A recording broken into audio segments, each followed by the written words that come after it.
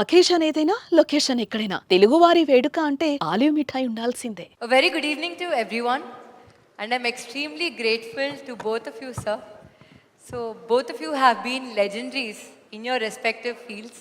So, I would like to thank you, CBN Garu, and at the same time, Chiranjeevi Garu, for coming here and gracing my book launch. This is the most precious moment for me, and I'm extremely thankful for this. Question is to Chiranjeevi Garu. So initially, నేను మీ దగ్గరకు వచ్చినప్పుడు when I showed you this book is Mindset Shift, sir, I was very amazed to see you have a lot of knowledge. మీరు NLP గురించి, Richard Bandler గురించి చెప్పారు. You said you went to London to witness that session about Spobia. I mean, you know all these techniques. Maybe our wordings తెలియదేమో, but you know the techniques. And I was very amazed to understand that you spend a lot of time with yourself, understanding yourself. So how important has been that spending time with yourself? And దాని వల్ల అసలు ఎలాంటి ఉపయోగం ఉంది? First of all మన ప్రియతమ గౌరవ ముఖ్యమంత్రి గారు నారా చంద్రబాబు నాయుడు గారు ముఖ్య అతిథిగా ఏర్పాటు చేసినటువంటి ఈ పుస్తక ఆవిష్కరణ కార్యక్రమంలో నేను ఒక అతిథిగా రావటం, నాకు అవకాశం కల్పించినటువంటి శరణి, వారి కుటుంబ సభ్యులు, ముఖ్యంగా మంత్రివర్యులు నారాయణ గారు, తన మామయ్య గారు, నా సోదరుడు గంటా శ్రీనివాస్, అండ్ చాలామంది అతిథి మహారథులు, అండ్ ఫ్యూచర్ మన రాష్ట్ర భవిష్యత్తు, మన దేశ భవిష్యత్తు మీ కళలో కనిపిస్తుంది. అలాంటి యంగ్స్టర్స్, ఆల్ స్టూడెంట్స్, మీ అందరికీ సభాముఖంగా నా హృదయపూర్వక అభినందనలు, ధన్యవాదాలు, నమస్కారాలు తెలియజేసుకుంటాను. It's a great opportunity to be here one amongst you all. ఇలాగా శరణి ఇంటికి వచ్చినప్పుడు ఒక బుక్ రాశాను. అది మీరు ముఖ్యమంత్రి గారు ఇనాగ్రేట్ చేస్తే బాగుంటుంది, వెరీ పర్పస్ఫుల్ బుక్ అని అమ్మాయి చెప్పినప్పుడు చాలా అమేజ్ అయ్యాను నేను. ఆ బుక్ని క్లుప్తంగా నేను 4-5 పేజీలు చూసినప్పుడు నాకు ఎప్పటి నుంచో ఇలాంటి పర్సనాలిటీ డెవలప్మెంట్ మీద, అలాగే సీక్రెట్ అనే ఒక బుక్ ఉండేది. అది ఎన్నో దశాబ్దాలు, 2-3 దశాబ్దాల ముందే ఆ బుక్ నేను చూడటం నాకు జరిగింది, తటస్థపడింది. అప్పుడు ఇంకా ఇండియాలో రాలేదు ఆ బుక్, దాని ట్రాన్స్లేషన్ కానీ దాని వీడియో నేను చూడటం జరిగింది. ఆ బుక్లో చెప్పిన ఎన్నో విషయాలు నాకు తెలుసో తెలియకనో నాకు నేనుగా అనుకున్న అవన్నీ ఆచరించడం మొదలుపెట్టాను నేను. అది నాకు ఎంతో హెల్ప్ అయింది. ఓ ఇలా ఉంటుందా అన్నది. సో తను అడిగిన ప్రశ్న కానీ ఇందాక గౌరవ ముఖ్యమంత్రి గారు చెప్తున్న దానికి మైండ్ సెట్ షిఫ్ట్ అనేది అత్యంత అవసరం. మనం ఒక గాడిన పడి అదే ధోరణిలో ఒక గానుగెద్దులాగా కష్టపడతాం. ప్రతి వాళ్ళు కష్టపడతారు, బట్ ఆ కష్టపడటంలో స్మార్ట్గా కష్టపడతారా, హార్డ్ వర్క్ తోటి వాళ్ళు కష్టపడుతున్నారా అనే దాని మీద మనం ఆలోచించుకుంటే కనుక చాలామంది ఇలాంటి అవేర్నెస్ లేక, ఇలాంటి శరణి లాంటి వాళ్ళు ఇచ్చేటువంటి పుస్తకాలు వాళ్ళకి గైడ్ చేయక, లేకపోతే గురువులు గైడ్ చేయక, లేకపోతే వాళ్ళుగా ఆ షిఫ్ట్ అనేది తెలియక అదే గానుగెద్దులాగా అదే కష్టంతో అలాగే జీవితాన్ని వెళ్ళదీసే వస్తారు. అట్లాగే ఏదో టైంలో రిటైర్డ్ అయిపోతారు, జీవితం చాలిస్తారు, ఇది చాలు ఈ జన్మకి ఇంతే అనుకుంటారు. అది కరెక్ట్ కాదు. మైండ్ షిఫ్ట్ చేయటం మూలంగా కష్టపడే మనస్తత్వం ఉంటే, నీ ఇష్టమైనటువంటి ప్రొఫెషన్లో కనుక నువ్వు ఉండగలిగితే ఆ రాణింపు, ఆ వెళ్ళే హైట్స్ అది వేరే. అంటే ఉదాహరణకి నేను చెప్పుకుంటే, నా గురించి సాదాసీదా కుటుంబంలో పుట్టి ఒక మామూలుగా ఒక డిగ్రీలో యావరేజ్ మార్కులతో చేసిన తర్వాత ఏం చేయాలి, ఎలా చేయాలి అని అనుకుంటే, నా తల్లిదండ్రులు నన్ను గైడ్ చేసేంత నాలెడ్జ్ కూడా వాళ్ళకి లేదు. అలాంటి టైంలో నాకు అనిపించింది, నాకు చిన్నప్పటి నుంచి ఇంట్రెస్ట్ యాక్టింగ్. 10th క్లాస్ చదువుతున్నప్పుడు ఒక డ్రామా వేశాను, బెస్ట్ యాక్టర్ వచ్చింది. కాలేజ్ డేస్లో ఇంకో డ్రామా వేశాను, అది బెస్ట్ యాక్టర్ వచ్చింది. అది documented, it's that full proof. So నాకు అనిపించింది, ఓహో మనలో గొప్ప నటుడు ఉన్నారనమాట, మనం కనుక ట్రై చేస్తే సినిమా ఇండస్ట్రీలో ఒక లెవెల్లో ఉండొచ్చు అనమాట. ఎందుకు వెళ్ళకూడదు మనం సినిమా ఇండస్ట్రీకి అని అనగానే ఎవరితో మాట్లాడినా సరే, ఏ సినిమా ఇండస్ట్రీ తక్కువ అనుకుంటున్నావా, నీకు తెలిసిన వాళ్ళు ఉన్నారా, నువ్వు వెళ్ళగానే పెద్ద గొప్ప అందగాడివా, నేను వెల్కమ్ చేసేస్తారా అంటూ అందరూ నెగిటివ్గానే అనేవాడు. అదే సహజం, ఎందుకంటే ఇండస్ట్రీకి వెళ్ళి పాడైపోయిన వాళ్ళు అధిక సంఖ్యలో కనబడుతున్నప్పుడు నేను ఎక్కడో లింగులు ఇటుకుమంటూ నర్సాపురం మొగల్తూరు ఆ ప్రాంతం నుంచి వెళితే కనుక ఎంకరేజ్ చేసే భలే ఉన్నారో వెళ్ళరా అనేవాళ్ళు ఎందుకు ఉంటారు. కానీ లోపల నా తపన అంతా ఇది కదా, ఖచ్చితంగా వెళితే వెళ్ళాలి అనిపించింది. అదే విషయం అమ్మా నాన్నలు చెప్పాను. నేను మైండ్ షిఫ్ట్ గురించి మాట్లాడుతున్నాను. అమ్మా నాన్నలు చెప్తే నువ్వు వెళితే నీకు ఇంట్రెస్ట్ ఉంటే వెళ్ళు, కానీ ఏదైనా జరగచ్చు, రేపు నువ్వు రాణించవచ్చు రాణించకపోవచ్చు. అలాంటి పరిస్థితుల్లో టైం వేస్ట్ కాకుండా ఇంకో కోర్స్ కూడా చేస్తే, నువ్వు చెన్నై వెళ్తానంటున్నావు, నీ ఫిలిం ఇన్స్టిట్యూట్ ట్రైనింగ్తో పాటు ఇంకో కోర్స్ కూడా చేస్తే బాగుంటుంది కదా. సపోజ్ ఇది రాణించలేదు, ఇంకో దాంట్లోకి వెళ్తావు, టైం వేస్ట్ కాదు అంటే వాళ్ళ మాట కాదనలేక ఏమో బొమ్మ పైకి సిరితే కాయిన్ బొమ్మ పడవచ్చు, బొలుసు పడవచ్చు, జీవితంలో ఏది మనం ఊహించి చెప్పలేం అనే ఉద్దేశంతో నేను ఏం చేశానంటే ICWI institute of cost accountants and works of India, ఇది ఎగ్మూర్లో ఉంటుండేది చెన్నైలో. అక్కడ నైట్ కాలేజీ చేస్తూ పగలంతరేమో ఫిలిం ఇన్స్టిట్యూట్లో ట్రైనింగ్ తీసుకుంటూ అలాగా 2 జోడు గుర్రాల స్వారీ లేదా 2 పడవల మీద ప్రయాణం చేయడం ప్రయత్నం చేశాను. కానీ ఎక్కడో నాకు ఇష్టం లేనిది అంతంత మాత్రంగా తప్పదని చేయబడ్డటువంటి ICWI కోర్సు మీద నాకు నిరాశక్త కలిగింది. దాన్ని నెమ్మదిగా దానికి తెలియదుకాలు ఇచ్చేసి వదిలేశాను. ఆ తర్వాత ఫిలిం ఇన్స్టిట్యూట్లోనే నేను ఏమైనా చేయాలి, చావో రేవో బతుకో చావు ఇక్కడే ఉండాలి, మనం ఇందులో చేయాలి. ఎప్పుడైతే నేను ఒక డెసిషన్ తీసుకున్నానో నన్ను నేను ప్రూవ్ చేసుకోవడానికి నేను కష్టపడి పనిచేయాలి, నేను ఇందులో సాధించాలి, ఏమైనా అయ్యి తీరాలి అంటూ చాలా స్ట్రాంగ్గా నేను అనుకున్నాను. లేకపోతే నాకు జీవితం లేదు అనుకున్నాను.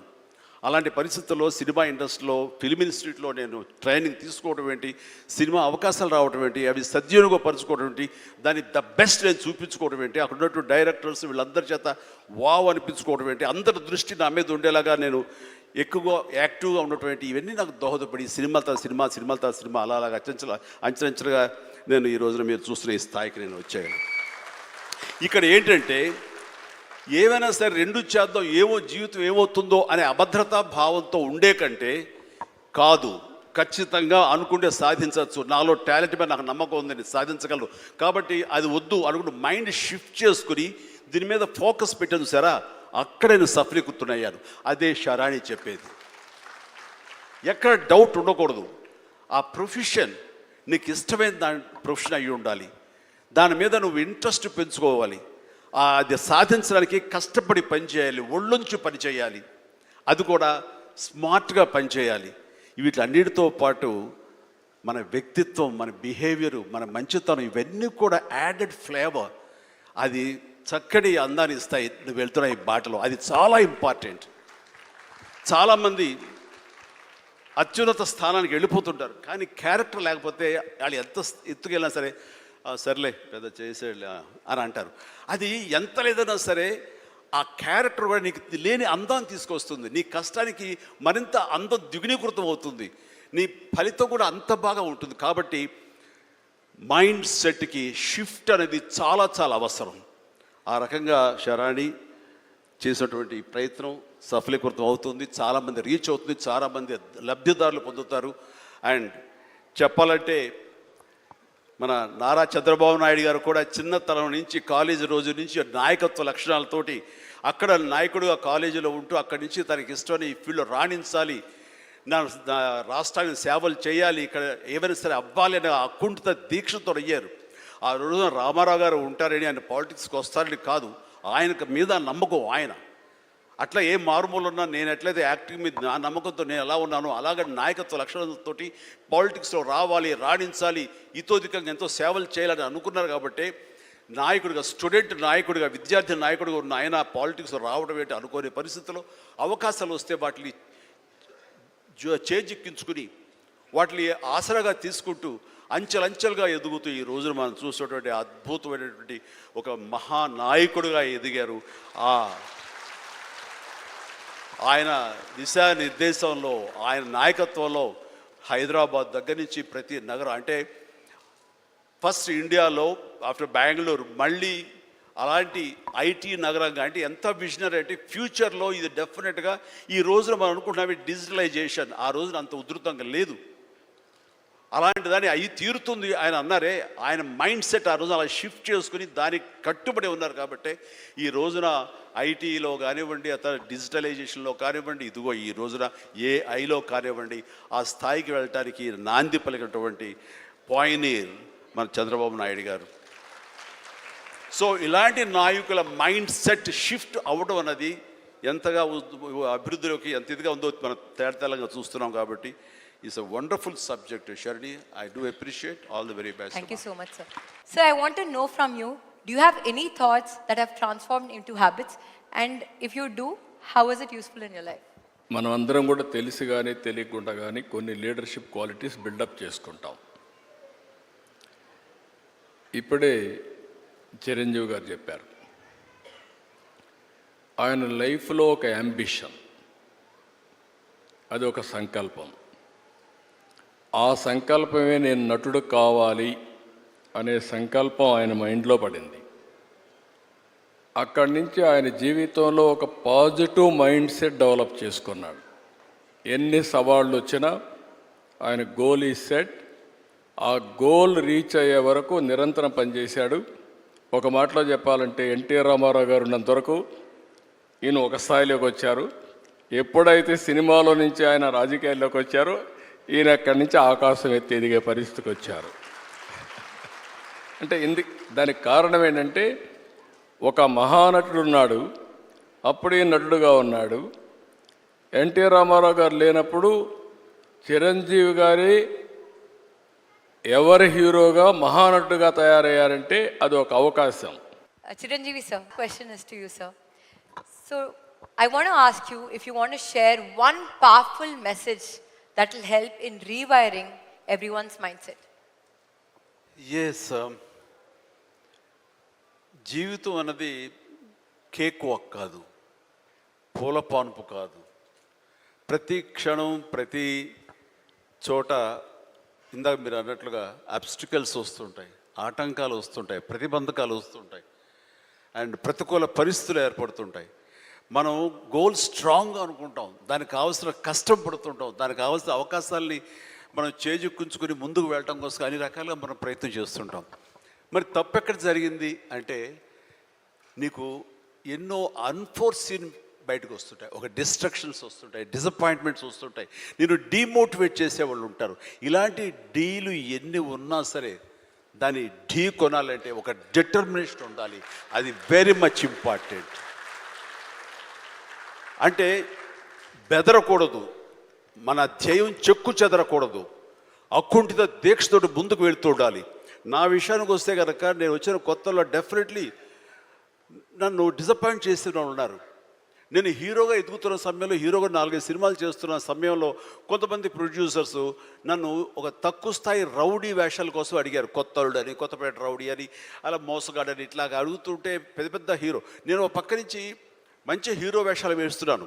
కొన్ని యాంటీ హీరో అయి ఉండొచ్చు, but hero lead man characters వేస్తుంటే ఎక్కడో డిసప్పాయింట్మెంట్ ఉంటుంది. అబ్బా ఏంటి నేను హీరోగా పాజిటివ్ క్యారెక్టర్గా, చట్టాన్ని కళ్ళు లేవు ఇలాంటి సినిమాల్లో హీరోగా చేస్తుంటే నన్ను చిన్న చిన్న రౌడీ వేషాలు ఏమంటున్నారు, నా జీవితం ఏమైపోతుంది, ఇలా కాదు కదా అని అనుకునే పరిస్థితి, వాళ్ళకి ఎదురు చెప్పలేని పరిస్థితి. కానీ లోపల ఒకటే ధైర్యం, ఎన్ని వేషాలైనా వేయనివ్వండి, ఎటువంటి వేషాలు వేయనివ్వండి, నేను ఖచ్చితంగా అలాంటి వాటి కోసం ఎదురు చూస్తాను, అలాంటి ఖచ్చితంగా వస్తాయని ఒక దీక్ష, ఒక నమ్మకం, నాకు ఆ నమ్మకం నిలబెట్టింది. అండ్ ప్రేక్షకులు, నేను చిన్న చిన్న విలన పాత్ర 2-3 సార్లు సినిమాలు వేసినా సరే అందరూ కూడా చమక్కులా మరిచేవాడిని, ఆకర్షించుకునేవాడిని. ఇడెవడో భలే చూస్తున్నాడు, శబాష్, నెక్స్ట్ పిక్చర్ ఎత్తుంది చేయాలి, అండ్ ఇతను సాంగ్స్ బాగా చేస్తాడు, ఈ సాంగ్స్ పెట్టి ఇతను హీరోగా చేయాలంటూ ప్రేక్షకుల చేత నేను మనల్ని పొంది, ప్రేక్షకులు సినిమా ఇండస్ట్రీలో ఉన్నటువంటి ప్రొడ్యూసర్ని, డైరెక్టర్ని నన్ను ఖచ్చితంగా పెట్టుకుని తీసేలాగా చేశారు. కాబట్టి ప్రేక్షక దేవుళ్ళకి ఎప్పుడు నేను రుణపడి ఉంటాను. అది నా ఒక అధ్యక్ష, నా కాన్ఫిడెన్స్ వాళ్ళని రీచ్ అయ్యింది. నేను చెప్పుకోకర్లా, నువ్వు చేసే చిన్న పాత్ర పెద్ద పాత్ర వస్తే నువ్వు చేసే దాంట్లో నీ కన్విక్షన్, నీ యొక్క హావభావాలు, నీ హుషారు వాళ్ళని ఎక్కడో తెలియకుండా రీచ్ అవుతుంది. సైకిల్ కుర్రాడు అంటారు మనూరు పాండవులు, అది 5 మందితో పాటు నేను ఒక కుర్రవాడిని. వాళ్ళకంటే పెద్ద క్యారెక్టర్ నాకు లెంగ్తీ ఏమి లేదు, వాళ్ళకంటే స్ఫురద్రూపేం కాదు. కాకపోతే ఆ ఉన్న కొంచెంలో చముక్కులా మెరిసరికి, ఎవడరా భలే ఉన్నాడు, వీడికి లైఫ్ ఉంది రోయ్, అలాగ అనిపించుకోనంటే అది నన్ను నేను ప్రొజెక్ట్ చేసుకోవడం, నన్ను నేను ఆవిష్కరించుకోవడం, నన్ను నేను బెస్ట్ అనిపించుకోవడంగా ఉంది. నిరంతరం అదే థాట్తో ఉండి ఆ నమ్మకంతో ఉంటే ఖచ్చితంగా ఇలాంటి డీల్ ఎన్నొచ్చో సరే ధీటుగా ఢీ కొట్టగలం. ఇది నేను చెప్తాను. అంటే ఇంకా ప్రధానమైన ఉదాహరణ చెప్పాల్సి వస్తే మహానాయకుడిని ఇక్కడ ఉన్నారు. అలిపిరి సంఘటనతో అక్కడి నుంచి పడి లెగిచి ఎంత డీమోటివ్ అయిపోవాలి, చావు తప్పి కన్నులు అట్టపోయినట్లుగా ఆ రోజున పరిస్థితి ఉన్నప్పుడు ఆ విజువల్స్ చూసి ఎక్కడ చెక్కు చెదరలేదు. ఆయన మానసిక స్థైర్యంతో ఉన్నారు. హాస్పిటల్కి వెళ్ళి ట్రీట్మెంట్ తీసుకుని వెంటనే మామూలుగా బయటకు వచ్చారు కానీ ఎక్కడ సరే బెసికారా, కొంచెం వెనక్కి తగ్గారా, ఆలోచన విధానంలో ఏంటిది అన్నారని ఏమీ లేదు. బ్రహ్మాండమైనటువంటి ఒక కన్విక్షన్ తోటి దీన్ని ఆయన ఎదుర్కొని నిలబడేటువంటి హీరో దాత్తత నేను ఆ రోజున చూశాను నాయుడు గారిలో. ఇలాంటివి వస్తుంటాయి కానీ వీటిని మన కన్విక్షన్, మన నమ్మకం, మన మీద మన నమ్మకం ఖచ్చితంగా ముందుకు వెళ్ళిపోతుండాలి. మనల్ని ఆదరించే ప్రేక్షకులు లేదా రాజకీయంగా వస్తే ప్రజలు ఎప్పుడూ మన యొక్క మంచిని, మనం చేసిన కృషిని, మన యొక్క ఇన్నర్ మన ఫీలింగ్ని, మన జెన్యూనిటీని, మన ఆనెస్టీని, నిజాయితీని ఖచ్చితంగా గుర్తించగలరు. మధ్యలో ఒక్కోసారి ప్రతికూల పరిస్థితులు వస్తాయి, బట్ వాటిని అధిగమించేలాగా వస్తుంది, మనకి రోజులు మంచి రోజులు వస్తాయని కన్విక్షన్ తెలితే కనుక అలాంటి అబ్స్ట్రకల్స్ని ఓవర్కమ్ చేయగలం. దానికి గాను నువ్వు నీ మానసిక ధైర్యాన్ని కోల్పోకూడదు. ఇక్కడ నిలబెత్తున్న నిదర్శనం చంద్రబాబు నాయుడు గారు. అది నేను చెప్పుకొచ్చేది. ఈ రోజున మీరు పర్మిషన్ ఇస్తే ఒక విషయం, పెహల్గామ్లో జరిగినటువంటి ఒక దురదృష్టకరమైన సంఘటన, రాక్షసుల ముష్కరుల వాళ్ళ అకృత్యం, బలైపోయారు ఎంతోమంది, 28-29 మంది. ఈ సందర్భంలో మన రాష్ట్రం నుంచి ఒక 2 యువకులు వాళ్ళకి బలైపోయారు. అండ్ ఇది చాలా దురదృష్టకరమైన సంఘటన. అలాంటి బాడీని ఆయన రిసీవ్ చేసుకుని వారి కుటుంబాన్ని పరామర్శిస్తున్నారు. మరో పక్కన ఇక్కడ తెనాలి అనుకుంటా, ఐ హోప్ పవన్ కళ్యాణ్ కావలి వెళ్ళి పవన్ కళ్యాణ్ వెళ్ళి వాళ్ళని పరామర్శిస్తూ వాళ్ళకి మానసిక ధైర్యాన్ని ఇవ్వడం కోసం తమ వంతు కృషి చేస్తున్నారు.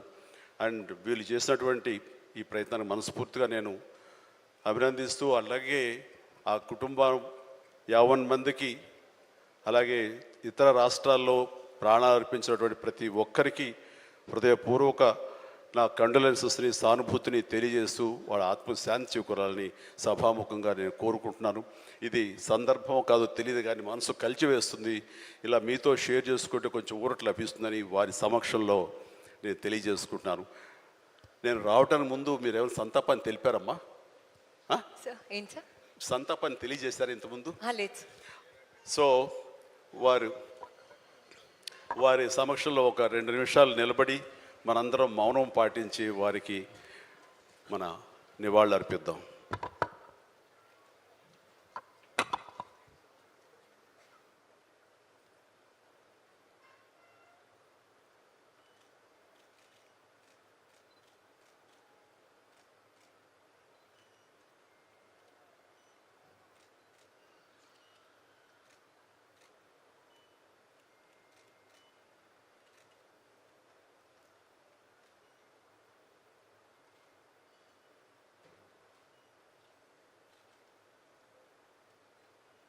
సుమన్ టీవీలో మీ పర్సనల్ అండ్ బిజినెస్ ప్రమోషన్స్ కోసం కింది నెంబర్కి కాంటాక్ట్ చేయండి.